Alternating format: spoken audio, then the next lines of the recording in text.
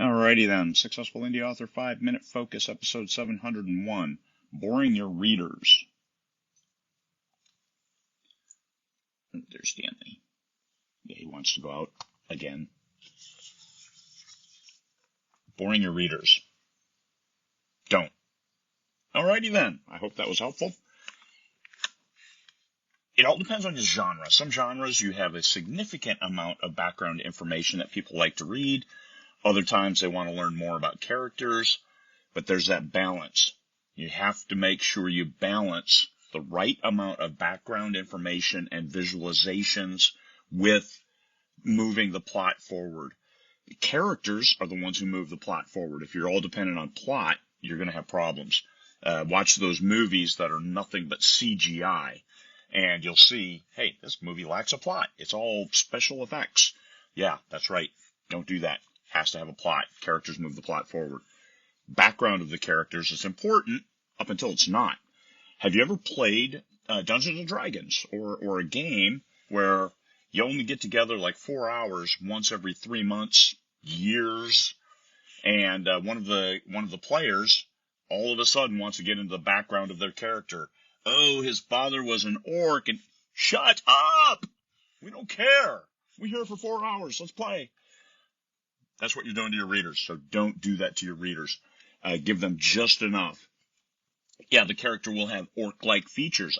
And maybe a reveal later. Somebody says, hey, is your dad an orc? No, my mom was. Okay, good enough.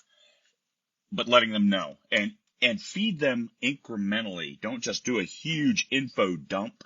How many books have you read where the first few pages are a huge info dump? This is what turned me off about Wheel of Time, which was a fantastic series.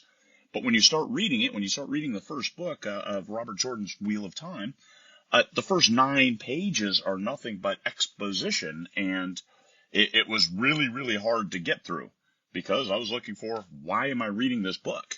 And that's always starts. Your first page is so important to hook the reader. The first paragraph, even the first sentence. It's really important to hook that reader and keep them moving forward. Whereas if you're just doing a huge info dump, and how many info dumps are you going to put in a book before the reader says, I'm not reading this anymore? It's boring. Even if it's a great genre and a great plot, and you've got great stuff going on in there, you don't want to bore the snot out of your readers. So don't. Keep the readers reading. Keep them excited about it. All right, there we go. That was pretty much it. It's a really short one.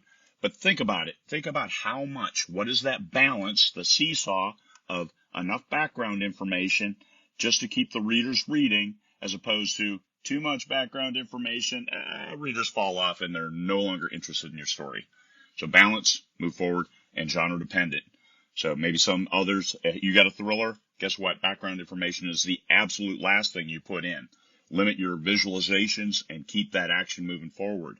Fantasy, then you want that balance. You really want that to describe and bring those visualizations to life for the readers who want their imagination picked, but in a way that it's all there, so they can discuss. It has 3 minarets, not 2. Okay, good. They'll have those discussions. That's fantasy. It's different.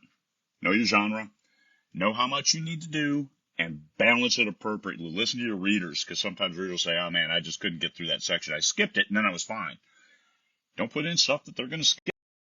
Elmore Leonard.